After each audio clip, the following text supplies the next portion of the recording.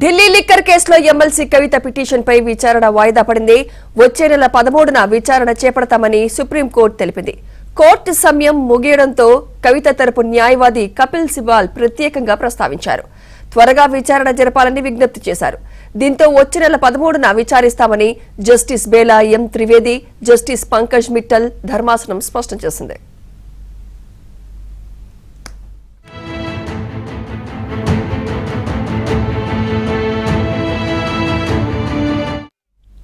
Liquor కేసులో ED నోటీసులను గత ఏడాది సుప్రీంకోర్టులో సవాల్ చేశారు కవిత. మహిళలను ఈడీ విచారించడం, తనపై ఈడీ ఎలాంటి ముందస్తు చర్యలు తీసుకోకుండా ఆదేశించాలని న్యాయస్థానాన్ని కోరారు. సుప్రీంకోర్టులో మహిళల ఈడీ విచారణ కేసు విచారణ పెండింగ్ లో ఉండడంతో లిక్కర్ కేసులో ఈడీ, సీబీఐ నోటీసులకు గైర్హాజరవుతున్నారు కవిత.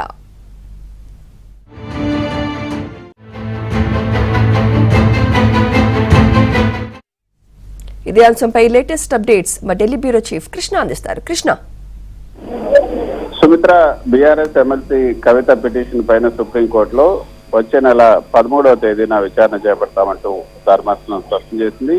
అయితే ఈ రోజు ఈ కేసు 116 నెంబర్ గా ఉన్నది.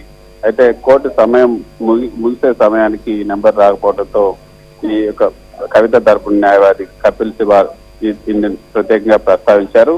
ఈ కేసులో విచారణ జరిపించాల్సిన త్వరగా విచారణ జరపాలని ఆయన విజ్ఞప్తి చేశారు కపిల్ సిబాల్. ఇది ఆలస్యం అవుతుంది. ఒక పక్క ఈడీ కూడా నోటీసులు ఇస్తూ ఉంది, సిబిఐ కూడా తాజాగా నోటీసులు ఇచ్చిందన్న విషయాన్ని ధర్మాసనం దృష్టికి తీసుకొచ్చారు. అయితే సమయభావం కారణంగా ఈ రోజు విచారించలేకపోయాం.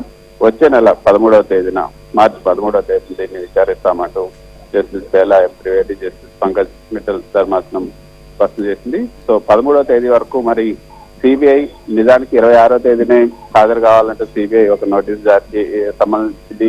అయితే ఈడీ కేసు పెండింగ్ లో ఉన్న కారణంగా తాను హాజరు కాలేను. అదేవిధంగా కొన్ని ముందస్తు కార్యక్రమాల నేపథ్యంలో నిన్న 26వ తేదీని రావాల్సినటువంటి ఏదైతే విచారణకు దానికి రాలేనంటూ లేఖ కూడా రాశారు కవిత. మరి ఇప్పుడు సిబిఐ ఏం చేస్తుంది, ఈడీ కూడా మరి 13వ తేదీ వరకు వెయిట్ చేస్తుందా అనేది చూడాల్సి ఉంటుంది. మరి ఈడీ కూడా సమన్లు ఇచ్చింది. ఈడీ ఇచ్చినటువంటి సమన్లకు కూడా కవిత రెస్పాన్స్ అవ్వలేదు. ఇది ఇప్పుడు సిబిఐ ఇచ్చినటువంటి సమన్లకు కూడా రెస్పాండ్ కాలేదు.